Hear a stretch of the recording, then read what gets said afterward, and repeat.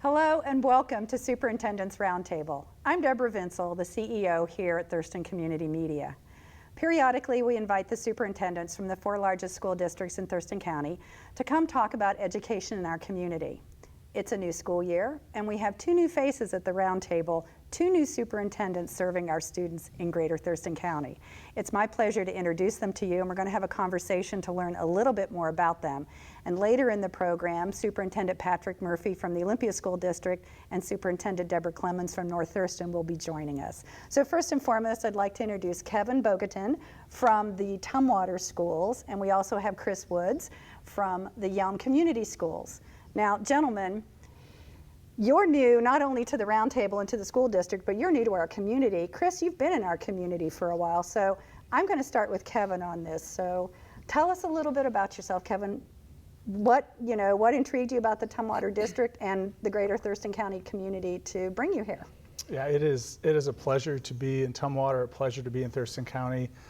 I'm coming from Oregon, so not too far away. I started my career about 25 years ago as a second grade teacher, and kind of worked my way through and became an administrator. Been at the district office for about 10 years. The last 4 years I was a superintendent in North Bend. So not North Bend, Washington, North Bend, Oregon. So I have been getting schooled on my Washington geography, but on the south coast of Oregon, so I was a coastal community, 4 years as a superintendent there. The job prior to that was in Corvallis, so I was the assistant superintendent in Corvallis, in which many ways, as I come to Tumwater, it sort of reminds me to high school town, about the same size, a very welcoming community, and so that like coming to Tumwater a bit feels like coming home, and so I've been super thrilled to be here, and so that's. I had been visiting to this area a bit. My daughter played volleyball for Southern Oregon, and so I saw Evergreen College down the road. We came here a number of times through her college career in Northwest University. So we've had some trips up here, and so I always had really positive feelings, memories of coming here. And so yeah, I'm really excited to be here. So it wasn't a total unknown to you. This Not was a completely community you were familiar with. Not completely unknown. I'm also I've been reffing college basketball, so women's college basketball, also in the NAIA. So I also made some trips up over the years to this area for just basketball officiating. So you've shared with us what some of the similarities were, but what are some of the things that you found are different or intriguing about our community versus the Oregon communities? I think I'm probably still early to probably fully answer that. I'm just continuing on a tour of listening and learning. What I'm reminded of every day is everything's new. So new state law, new board policy, just new. Every day I'm learning something new. And so I think that is probably the biggest eye-opener to me.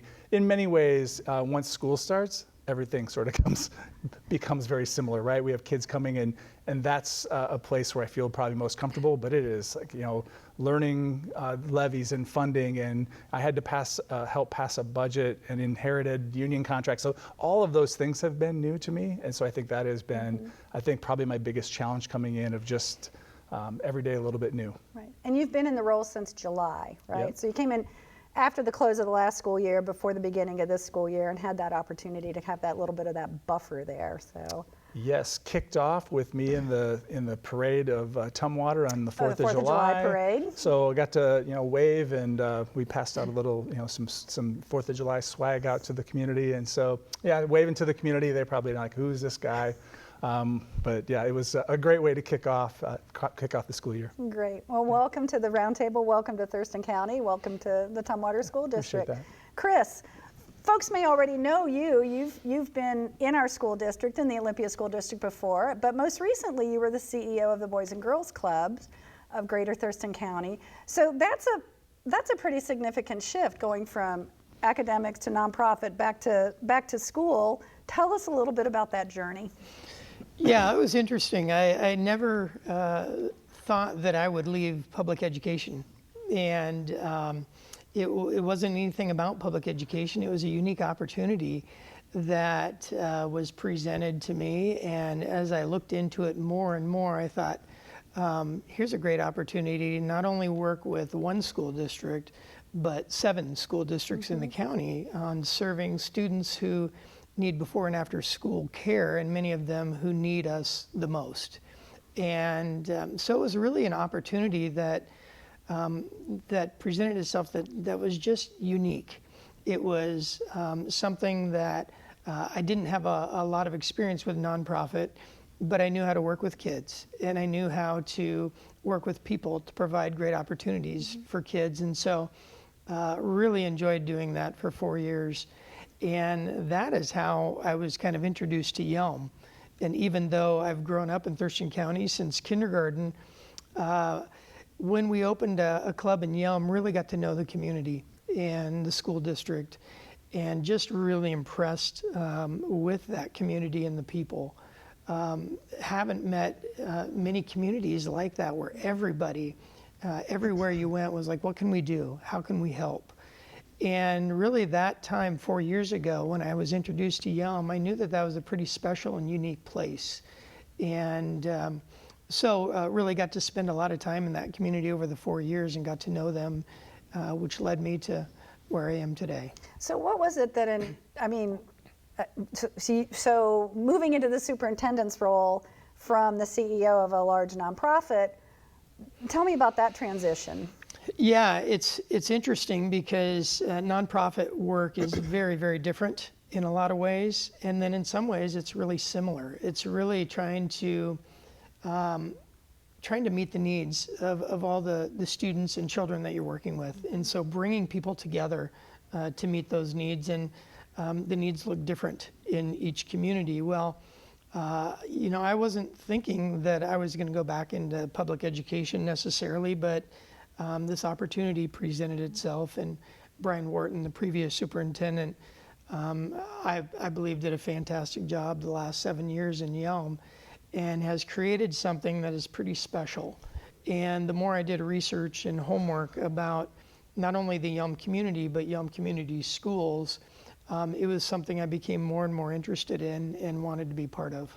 I will share that at the beginning of COVID, we were invited to come out and provide streaming services for the drive-through graduation for Yelm High School, the first year of COVID. And I was so impressed with the community rallying around these students who were graduating in this very, very challenging time. I was pulling out of a driveway at the high school, and across the street was a family of folks who were of an age that I didn't think they had kids in the high school. I'll just put it that way. And they were sitting there with their pom-poms and a big sign that said congratulations, because all the graduates were going to drive right by them. And they sat there for the whole time and congratulated every and I was so impressed with that, because it was such a challenging time, but the entire community in Yelm really wanted the graduates to have this really special moment. So yeah. I get why you were intrigued by that. You've said that, public education was in your background, so why don't you're superintendent now, you were a CEO of a fairly significant nonprofit, but prior to that, you were in the classroom, and tell us a little bit about that. Well, I started student teaching in kindergarten, and absolutely loved that, and taught elementary school in the Olympia School District, taught 1st and 3rd grade, and then also went up to 7th grade in the Olympia School District, and then had an opportunity when I finished my principal internship to be assistant principal at Reeves Middle School, which is where I started administration, and then had a fantastic opportunity to be an elementary principal at Pioneer, and then principal at Capitol High School.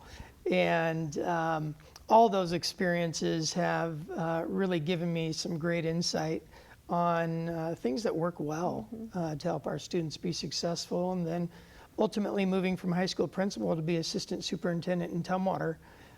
So had a great experience there with Olympia and Tumwater, and now get to be in Yelm and enjoy where I am.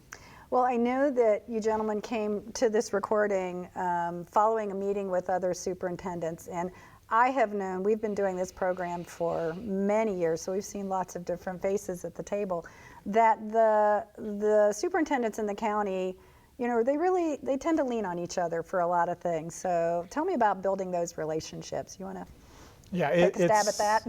It's essential. I think especially for someone like myself coming in new, to just get a little bit of guidance and background and what is special about this region, but how things operate, those connections, the Boys and Girls Club, these partnerships over line. That is a partnership that spreads throughout our entire county. I don't know if Chris knows this. I probably will be on the board of directors for the Boys and Girls Club soon. So those are those ties that we start to have, and then just how we support one another. As we have issues that come up, whether it be transportation, school safety, all those things, we end up having conversations about, what are you doing about those issues? What can I learn from you? And then it's just from a series of things for that. I think those relationships and how we can lean on each other, learn from each other is essential. Mm-hmm. Do you have anything you want to add? Yeah, I think I would agree with Kevin that those relationships are essential. We have such a diverse group of school districts in Thurston County, from really large to really small and everything in between.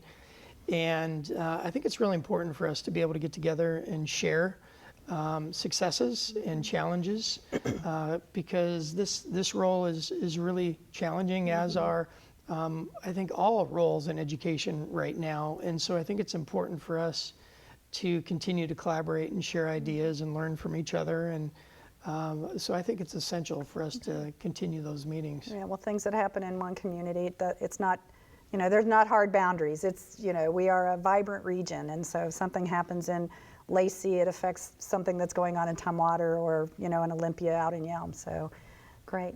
Well, gentlemen, welcome to the Superintendents Roundtable. We're so excited to have you here and looking forward to conversations. We will be joined very soon by Patrick Murphy and Deborah Clemens. Stay tuned. We'll be right back. This program is provided in the public interest by Thurston Community Media. More information at tcmedia.org. Welcome back to Superintendents Roundtable. I'm Deborah Vinsel. Well, we are joined now by two more superintendents from the greater Thurston County area, Patrick Murphy from the Olympia School District and Deborah Clemens from the North Thurston Public Schools. Mm-hmm. I'll make sure I get the names right. Have joined us at the table. You've all seen them before, so we're glad you could come back. It's our first roundtable of the school year, and like I said, two new faces at the table. New school year, having a great time. So let's talk about the new school year. Deborah, I'm going to start with you. We're pretty much post-COVID now, fingers crossed. It's different now, isn't it? It's better. It's better. We started the school year the way that we did last year for our elementary students with a family connections meeting. So that's something, when you think about, well, what are the things that we learned during COVID that we really want to continue as strong support structures for students and families, and the family connection meeting is one of those that we've decided to continue. So from kindergarten through 5th grade, students begin the school year with a meeting between the teacher, the student, and their family. And it really helps the teacher to get to know the student and the family, what some of their concerns may be about starting the new school year. In some cases, we have students coming to us for the first time, getting to know the school, and maybe the student has some needs that the parents want to make sure that the teacher knows about. So they get that opportunity for that conversation before the first day of school. Great. Patrick. One of the things I like to talk about, Deb, when we're talking about the start of school is almost like that sort of pre-flight routine before you get off the ground. We did a lot of outstanding training in August before we got going. We brought in Dr. Yemi Stembridge, who's written a number of books, but one particularly about culturally responsive teaching. And that, along with inclusive practices, are really the theme for the work that we're doing. So our staff, all of our schools, our principals, our teachers, were just really excited about, more so than the past 3 years, of just really concentrating on those foundational things that school districts are all about, which is teaching and learning in kids.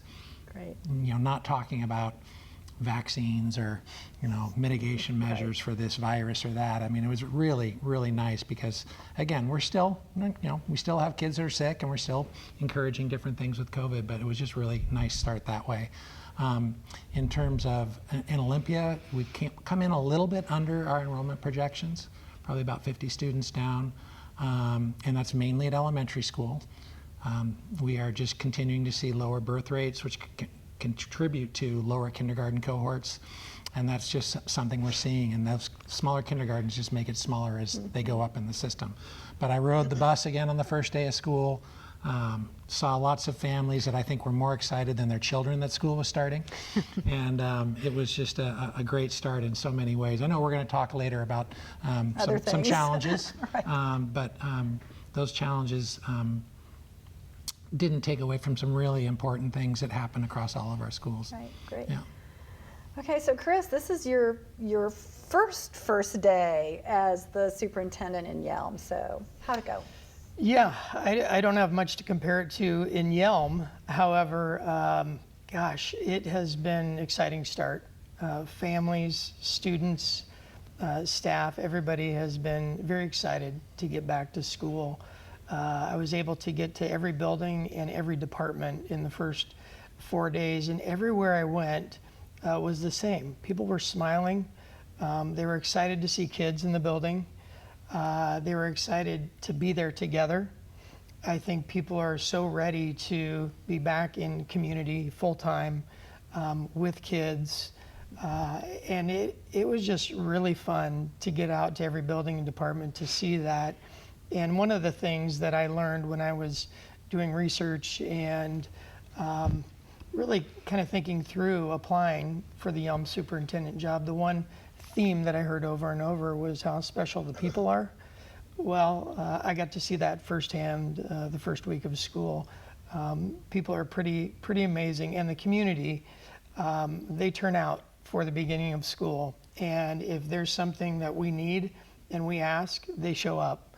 So pretty amazing, but it's been a great start. Great. And Kevin, in Tumwater, same for you. First day in Tumwater, how'd the year start for you? You know, even before the first day, my first day as the superintendent, so it was like July 3rd, I had a little outreach of kids and parents across the district. So I met with about 30 high school, middle school students on day one, with really setting the tone around the voices of our students matter. And so they were sharing, you know, how their experiences, things that are going well, things that they'd like to see addressed. And one of the things that came out of that was some of our maybe less recognized kind of those mainstream sports and activities. So they're kind of saying, you know, those are, you know, whether it's drama or music or robotics, some of those areas. So even in this beginning of the year, I've had a chance to go out and see some of those little lesser known activities that are getting started and just get to know those students. And I think they've appreciated seeing the superintendent show up at some of their events for the first time. I think in addition, I'll just echo what my colleagues have said. You know, we've had open houses for the first time since COVID, so that I think parents enjoy getting into schools, meeting their teacher, doing some of those things that we saw traditional, you know, setting up their desk and putting the pencil box away. You know, I think our parents appreciate that opportunity, get to know the teacher a little bit, and just a little comfort level of their kids and dropping that off. So I think we've seen a resurgence of that. And again, I think that echoes in around positive faces and positive smiles, and our teachers are excited about the school year. And I've been in all of our schools, and I see that positive energy just maintaining. And we're into week 2, and I've kind of asked that question continually, you know, how is it going? And I think now our challenge is, how do you sustain this positive energy as we go through, you know, what turns out to be kind of a long school year? Mm-hmm. Right. So since we're at the beginning of the year, I know you all have some key initiatives that are probably you're facing in your districts. Patrick, we'll start with you. What are some of the primary key initiatives in the Olympia School District that you're trying to roll forward? Well, I mentioned our academic focus on inclusive practices and culturally responsive education in our classroom. I think something we've been doing for many, many years, and we just need to make sure that our curriculum, our instruction, everything that we do is recognizing and honoring all of the kids and families and cultures and experiences that come into our schools. So that's really important. I also mentioned something else which is really big, which is enrollment and the efficiency of our schools. Though I mentioned the kindergarten numbers being low. They were low last year, they were low the year before that, they were low the year before that. We've hired in some consultants from some demographic firms to give us some future long-term enrollment projections. and we are going to be starting an efficiency review process at the end of this month. So that's going to be a really important piece of work.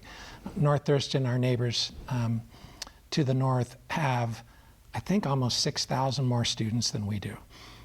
They have 21 schools, we have 19. Mm-hmm. They don't have 2 schools with 3,000 kids each in them. Right, we run a lot of schools pretty small.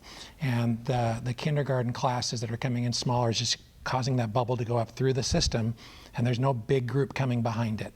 And so we're going to have some really tough conversations about, can we offer all of the things we want that our kids need in terms of resources and access to staff, and can we do that and maintain it with the current model we have now? If we can't, what would we switch to do that? So I think that's going to be a really challenging conversation for our community, but I also think it's an opportunity, like all challenges, to really prioritize what's most important. And then maybe we'll talk about this later. I think we all have levies coming up this year too. In February, we've been blessed in Olympia to have a community that supported us, but we all have faced budget challenges, whether it's enrollment shortfall, the fall off of the ESSER dollars because of COVID support. We just have to make sure that we let our communities know how grateful we are for helping us and passing those things, and how essential they are for us to do our work. Chris, what are some of the key initiatives in the Tumwater District? Yeah, really. I'm sorry, in the Yelm District. I apologize. Yeah, really 3 things that we're focusing on, and the overarching theme is our students.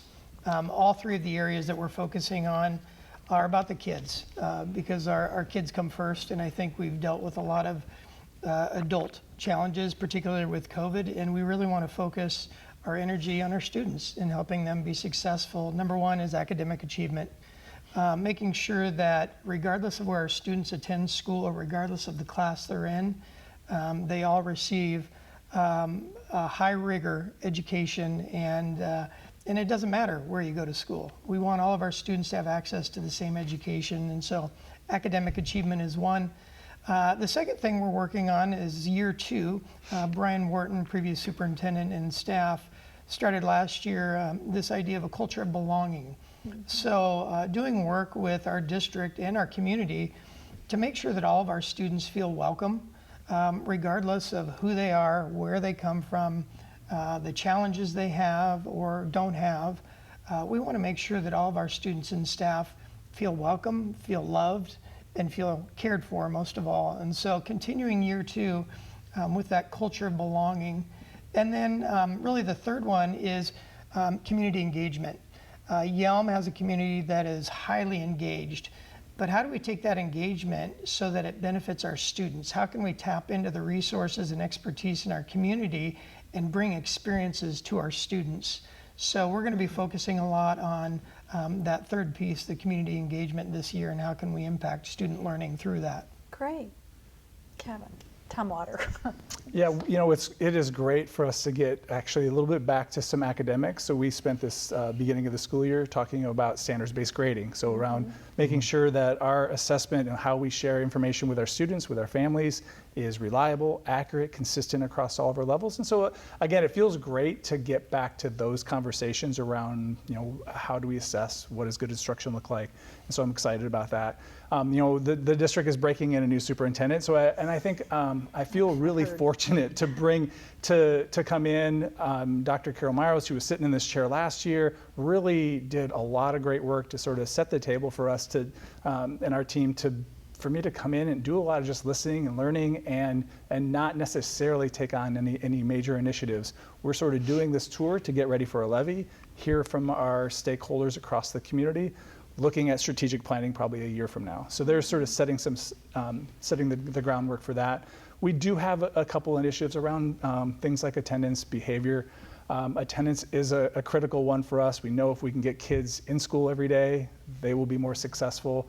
It starts, one of our, I'd say connected to that is then transportation. We've been struggling with just getting every kid to school on time, home on time, and so we'll continue to work on that this year. I'm really hopeful that by the end of the year we'll have full staffing, and I'll be able to look our parents in the eye and say, we're getting every kid to school on time every single day. Great. Okay. Patrick, I'm sorry, Deborah. Initiatives in North Thurston. Well, earlier you were talking about how much we collaborate, and a lot of the key initiatives, really all of us are working on very similar things. One thing that we've been working on in North Thurston for the past 4 years is really educating our staff and changing our practices to align to a more restorative mindset. And what that looks like for us in each of our comprehensive high schools and also at Envision Career Academy, we have restorative centers that we have opened this year. And one of the things that is part of our training is you cannot restore a relationship that you haven't already built. And so our focus in starting the school year is really on building those relationships, student to student, staff to student, staff to staff, and spending the time with the help of our social emotional learning curriculum, our advisory program, to really focus on building relationships. One thing that we learned through COVID was how important the social structures of our society are, including our schools. And so having students, returning to regular attendance, really investing proactively in building all of those relationships, but also knowing that there is going to be conflict. And when there's conflict, our students need to learn how to resolve conflict in a positive way. And so last spring, we had over 120 students participate in training to become student advocates within the restorative centers, working with a teacher, and then we're opening those centers this year. So pretty excited about that very exciting. work. So you have some really wonderful projects that are ahead of you, but there are also challenges. And normally I would continue around the table, but this school year started with some significant challenges in the Olympia School District specifically, and I think we'd be remiss if we didn't at least touch on the issue of safety and the challenges of safety. So Patrick, I just want to give you an opportunity to share a little bit about what's happening. We know that the Olympia School District had gun-related incidents at Capitol High School, and you're bringing your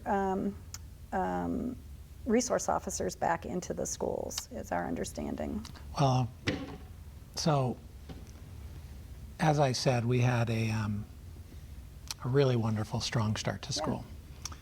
And I think it is everyone's worst nightmare, whether you're a parent or a student or an educator, to think that there could be a shooting at your school.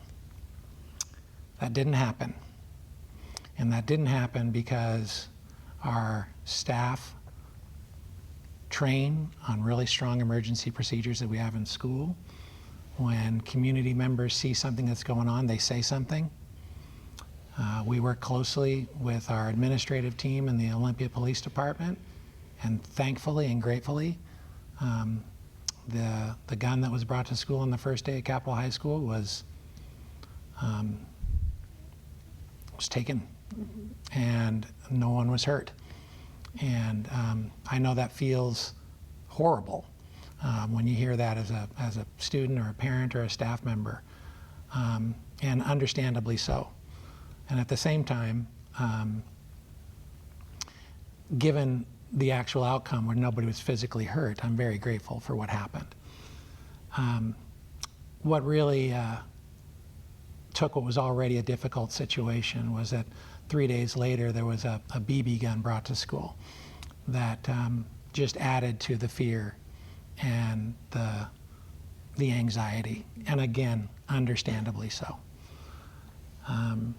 And so we had a board meeting last night. Our board is in the process of, they last night went through the process of approving a policy. And if you're going to have school resource officers in your schools, you have to have, or any police officer, you have to have a policy in place that allows for that. And our board spent a lot of time last night, heard from a lot of community, and just so everybody knows, not everybody's in agreement on that. There's a lot of evidence out there that school resource officers, when they're in a school doing what I would say the wrong things, it's harmful. School resource officers shouldn't be involved in student discipline that administrators should be handling. There's lots of data that talks about the disproportionate and disparate impact for students of color and students with disabilities.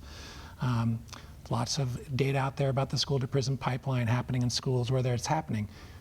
That's a good national data to really, really strongly consider. We also should look at our local data, what's going on in our own schools with our own police officers and how they've worked. We stopped that program in June, or the board chose to pause that program in June of 2020. So it's been a few years. And last night they approved a policy with some really tight parameters that gives me as superintendent the opportunity and the allowance to go back and work with the city of Olympia to reinstitute a school officer program. But that's a two-way street. So I have to meet with the police department and we need to talk through stuff. We have a wonderful, wonderful relationship with the Olympia Police Department. I couldn't be more grateful for the way they handled particularly the incident on the first day of school. And quite frankly, I don't know if we would have had an SRO on campus that could have been handled any better or more quickly or more thoroughly. I let the board know last night that I think it would be good to resume a formal police district partnership, not so much because of the two incidents at Capitol High School, and I shared this with my colleagues this morning at our meeting, but there is so much stuff that comes into our schools that our principals and our counselors and our social workers are expected to handle, and it is way above their ability to do so. It's just the nature of the world that we live in. And I hate to say this to like curse anything, but I can almost guarantee you that in the near future, there will be a social media post out there that is threatening in some manner, might have a weapon involved with it, and all of our school districts and their principals are gonna have to figure out what to do with that. And they can't without the cooperation of the police. Domestic violence, child abuse, kids that need an emergency shelter, really nasty custody disputes between parents that end up in our offices. There are all sorts of things where if you don't have a police officer there to help with those things, it falls on the staff and they're not equipped to do that. So for those reasons, I said I'd like to see it come back, but I don't want to see it come back exactly the way it was. We should come back better with everything that we've learned. And probably the most important thing for me to make that recommendation is the new law that went into effect in 2019 and was revised in 2021 that their school resource officer programs are abiding by, which puts all sorts of training components into that officer program around trauma-informed practices, working with youth in crisis, culturally responsive policing, all sorts of things that will make it, I believe, something that's better for all kids and lots of safeguards in there as well. So anyways, yeah, that's what happened, and I'm grateful for the outcomes. I feel horrible that our kids could not fully enjoy those first few days of school and the impact that it had. And at the same time, I'm grateful for the response, but not just by staff and the police, but by our students. They were remarkable. We had wonderful families last night at our board meeting sharing both sides of concerns. This is a societal problem, Deb. There's an access to handguns problem that we have in this country for youth. And this could happen anywhere, as my colleagues were saying this morning. And it has happened anywhere. I've worked in 6 school districts. We've taken guns off of kids in 4 of the 6 where I've worked in schools. So I know when it happens at your place, you feel like, man, and you should. You care mostly about your kids, your school. But this is a bigger problem.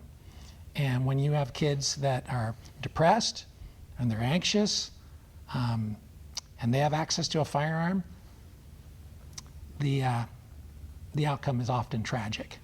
The number 2 cause of death for adolescents in this country is suicide. And often that's by firearm. So there's a whole lot of stuff that goes into this. School resource officers is not a solution to all of those things. I'd hate to overpromise that if we got to that point that this is something that's going to solve all of these issues. It's about climate, it's about culture, it's about belonging. It's a lot of the things we were talking about this morning. So that's a little background there. And I would share that, I mean, school safety is something that we have spent a lot of time and energy around for many years. And one of the things, I mean, in terms of how your students and staff responded, it's because we do a lot of training specific to crisis response. We do have excellent relationships in North Thurston with the City of Lacey Police, with Thurston County Sheriff's Office. And when we have had an incident where we've been concerned about a safety issue, it's because our students come forward and they tell a trusted adult, and that's so important. Critical. It works. The see something, say something, having those solid relationships between students and staff, where a student comes forward and says, you know, I heard someone talking about something, I'm just concerned, and then staff can intervene. That really is key. Go ahead. I know we all feel bad for our families, for our kids who now have to live with a level of anxiety that I think most of us as we went to school didn't have to deal with. And I think that sits with us. And it's not lost on us that every time, whether this happens in our neighbor or it happens on the other side of the country, we all hear it, and it has an impact on us. And I know our kids, there's a level of anxiety that they exist.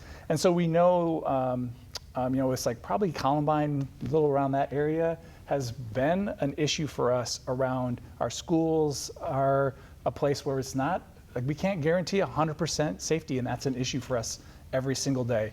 And so I think SROs, as we start having that additional conversation, it's about a layered safety. It is about, say something. It is about safety vestibules at all of our schools. You really can't easily walk in. There's a place and someone's going to meet you. And again, it's a little bit different for families. If you're a kindergarten family, it's different. You don't have just direct access into your school, into your classrooms, and that's for safety. And I think in many ways that's made it better, but it's something that we think about every single day, and we continue to look at. Whether it's video, and we're instituting lots of things, threat assessment training that we work with, that we start to identify. We look in and examine more deeply what are some of our kids struggling with, and we try to do some outreach. And that is a community-wide issue. It is not a school district specific. Do you have anything you want to add? Yeah, I think along the lines of opportunities and challenges, I think was the question you posed. And I think we have two that I think are real opportunities. Some may see as a challenge, but I think they're real opportunities. And the first one, we know that all of our students are hurting in some way when they walk through our doors.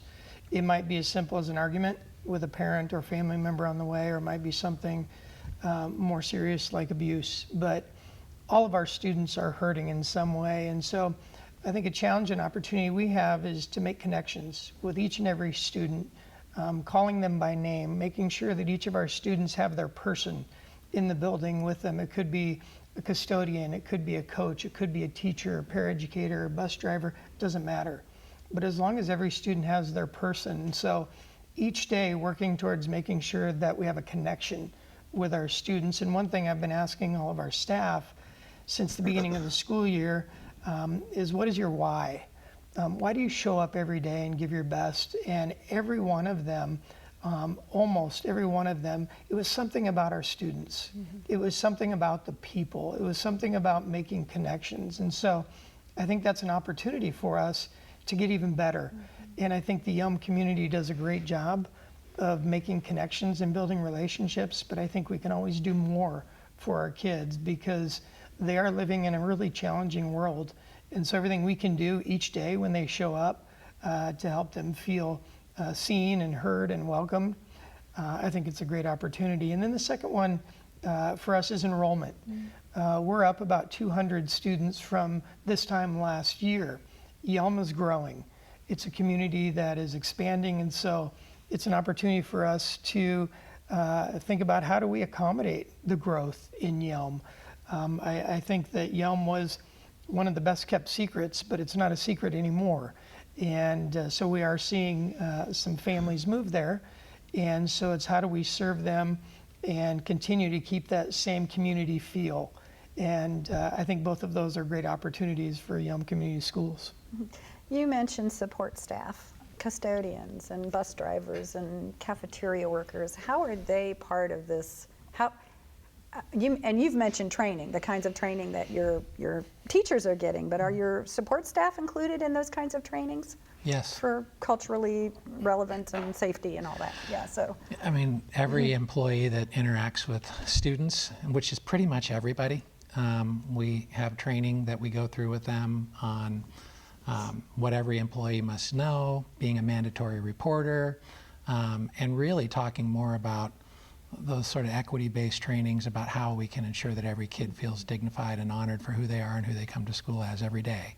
So, yeah, I think that's critical so that a kid doesn't just experience it in one place, then goes across the hall and experiences something differently. It's kind of similar to what Chris was saying, that it doesn't matter what school or what room you go into, it should be rigorous academically. It should also be a welcoming, nurturing, caring place that truly cares about you.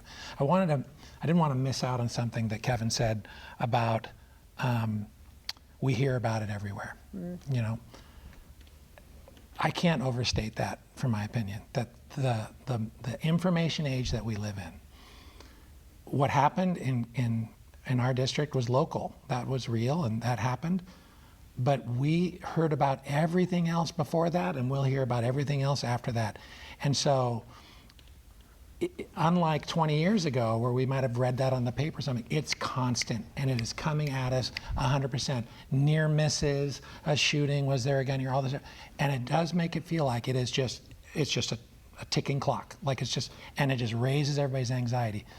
The reality is, and I say this after this really challenging event we went through, you got a better chance of being struck by lightning, even though this just happened in our school district, but it doesn't feel that way.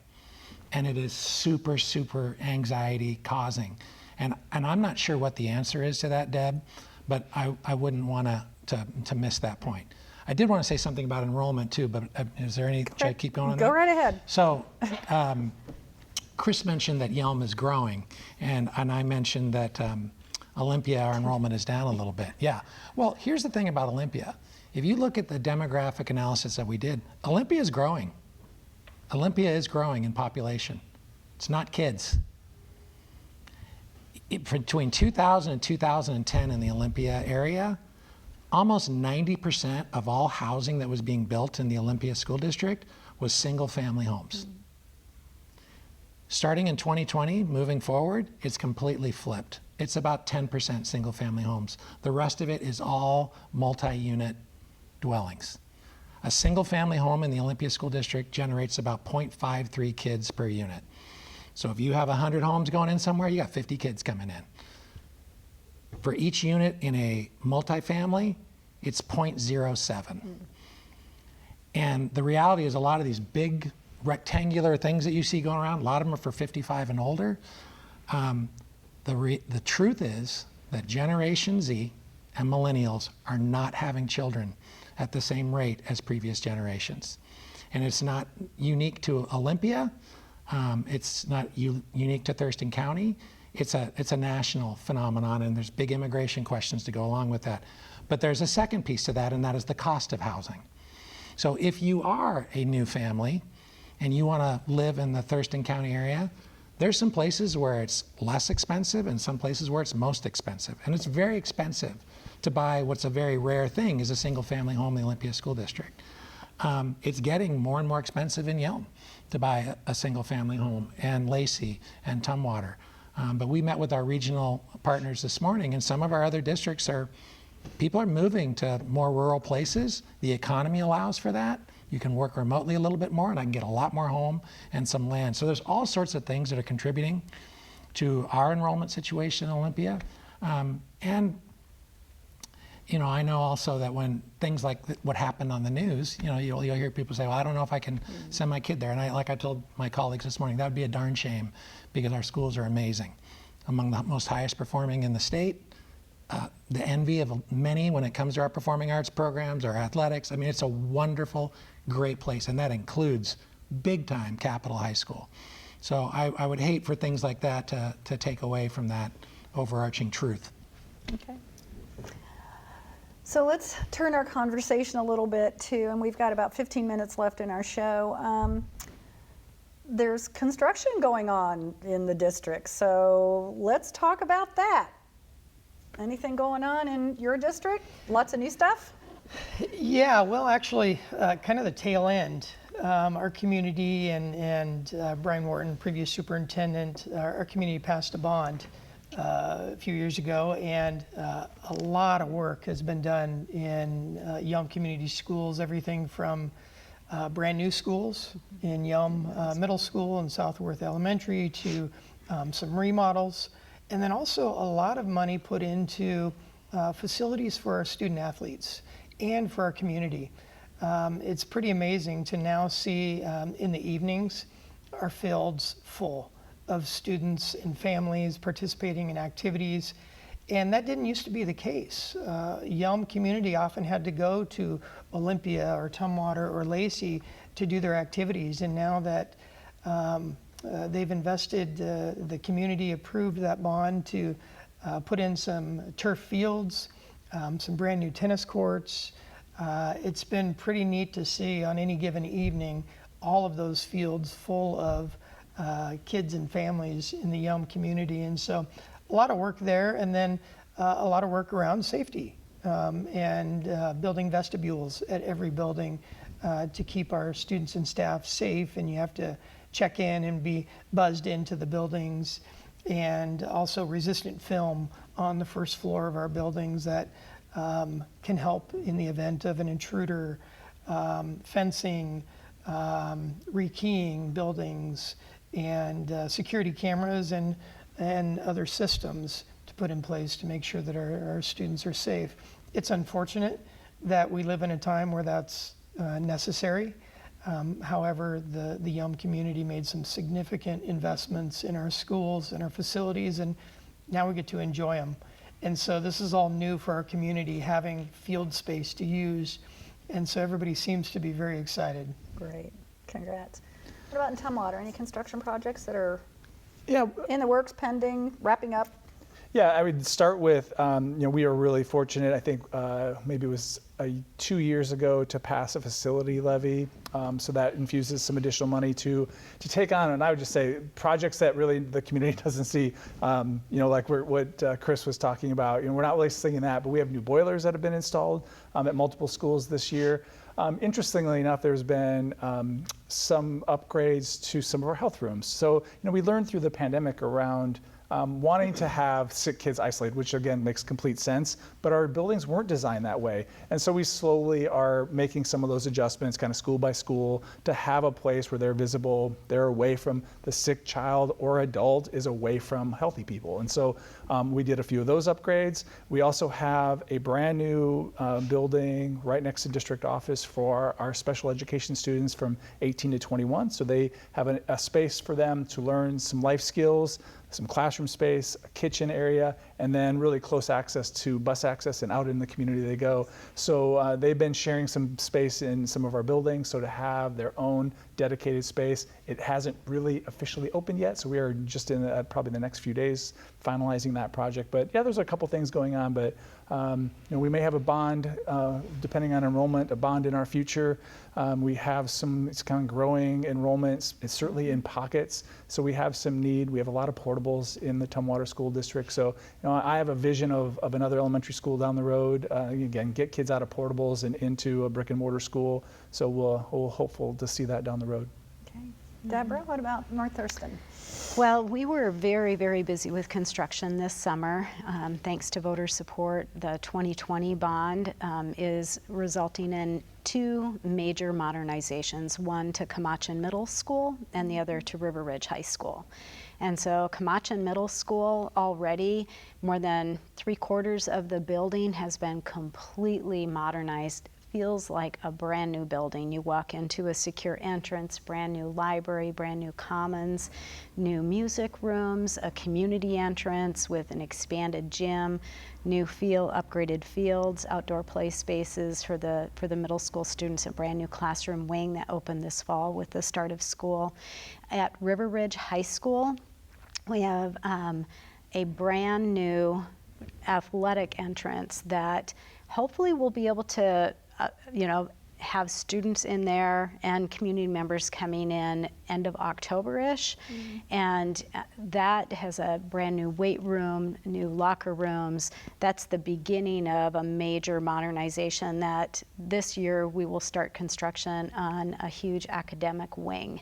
And so if you go to River Ridge right now, you're going to see 34 portable classrooms that were brought into place last spring that actually they're brand new classrooms with the latest technology, but they are sitting on the old tennis courts and they are temporarily housing students while this major construction project goes on. And the timeline for that, when is that supposed to wrap up? I'm sorry. So it's a 5-year project. So we're just in the beginning phases of that project. But what students will be able to experience, we put in brand new bleachers in the gym, brand new lighting. They already are going to start to experience some of it while they're still living through the construction. Okay, great. Yeah. Patrick, what about Olympia?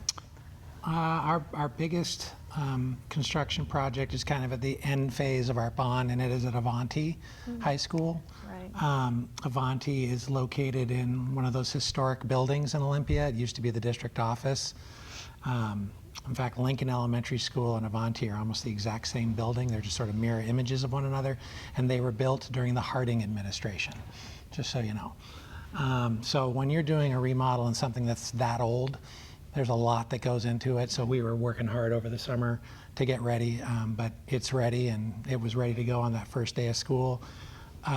It used to be my office. The superintendent's office was there, so I walked over and to see how everything was. And what they really did is they kept the feel of the building, the character of the building, and just made it shiny and nice. And so it's really exciting. Our 18 to 21-year-old transition program is now housed there after kind of being in separate places. And so they have a home that they're really excited about. And there was actually an equity symposium there this week that just had some wonderful speakers. So that was probably our biggest construction. We've also, thanks to the generosity of our community, we've been busily putting vestibules in all of our schools. We've got a few left.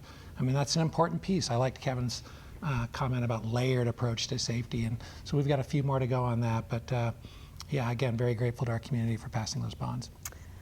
Okay, we are approaching the end of our program, and as is our tradition here at the Roundtable, we like to close the show with a favorite story from the week or from the beginning of the school year. I'm going to start with our newest superintendents because this was your first day of school, first new year in your district. So, Kevin, is there something special you want to share in about a minute or so from the last couple of weeks? I mean, it is almost, it's sort of endless of just sort of new and getting to know people, but it's not lost on me around a return to school and how great our staff is and how welcome they are. I have been in a bunch of classrooms already starting this year, and just to see, again, kids focusing back on school, seeing their friends. I don't know if that's why we do this every day. It's just a constant reminder. That's why we get out into schools, to see them excited, to see them sharing their new notebooks, to share their new clothes and their outfits like that. It is still like those special beginning of school moments are really exciting for us, and we see that. And again, I'm excited to be part of it here in Tumwater. And again, I'm learning lots of new, but I'm excited for this weekend to continue it. Great.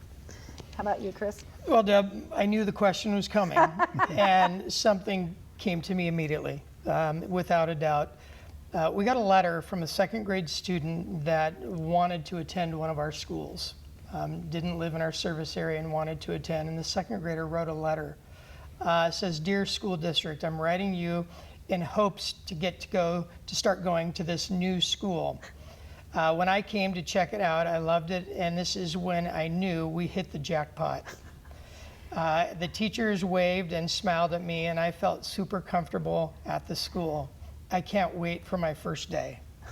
That note, as soon as I heard about that and saw that, I think that says so much about the Yelm Community Schools. Great. Patrick? I think I'll share two. One was I went to Capitol High School Tuesday, and I walked back to the staff room with Principal Hunter, and there was this huge spread of food. home-baked, just amazing amount of food everywhere. And I looked at it and I was like, wow. And then on the wall, there were all of these letters and notes and messages written by lots and lots of parents from Capitol High School. And it brought a chill. It was just amazing just how grateful they were, and they wanted to show that to the staff there. So that's one thing. The other one is, I mentioned I ride the bus on the first day of school. And so I rode with driver Wendy, and this route this year I was going to Centennial, McKinney, Washington, Olympia High. And she's ridden this route for, I think 5 years, which is a big deal. It's kind of like a teacher that can have the same kids year after year, building those relationships. So she knew a lot of the kids getting on the bus. So we stop at this one stop, and this little girl gets on. She's a second grader, and her name's Ava. And she goes to get on the bus, and I'm sitting right in the front seat, and the driver's here. And she walks by, and she looks at me. And this young lady I think is going to be president of the United States. She walks in and she looks at me and she goes, "Oh, hi, how are you?" And I said, "Good, how are you?" And she's like, "Good, I'm Ava. I'm in second grade this year." And she sits down right next to me. And I'm like going, "Well, that's wonderful." And she goes, "Oh yeah, it's going to be just a great, oh, hi, Lily." She's like waving to her friends and just talking to everyone. And she's going, and I look at the driver and the driver's like, "That's Ava. She's amazing." And there you go. I mean, you sit next to Ava for a bus ride, and everything else will be just fine.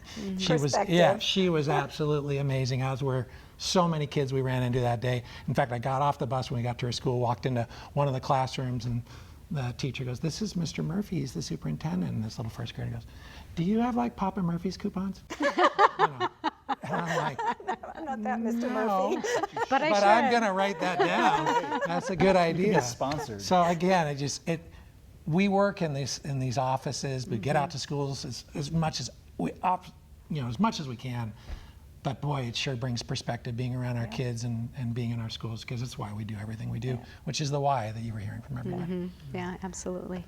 Well, every year we choose a theme for the district for the year, and this year our theme is Culture of Kindness. And it's a partnership as well through our Compassionate Community Project with the City of Lacey and the Lacey South Sound Chamber. So we are celebrating kindness, and I have to say it's perfect timing in our society to really make kindness the priority.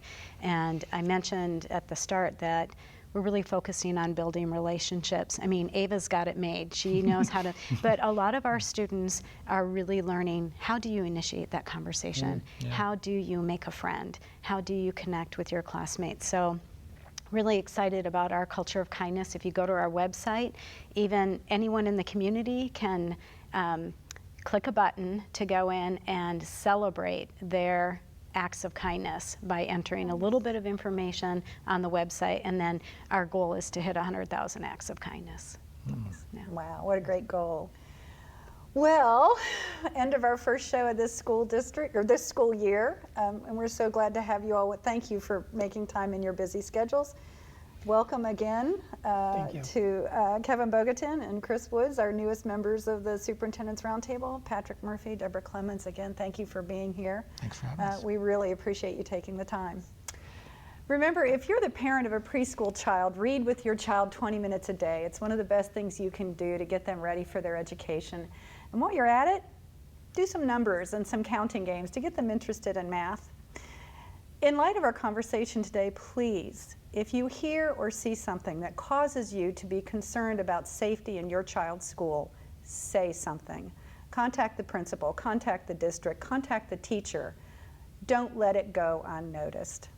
Thank you for joining us today at the Superintendents Roundtable. We'll be back again after the first of the year with our next edition.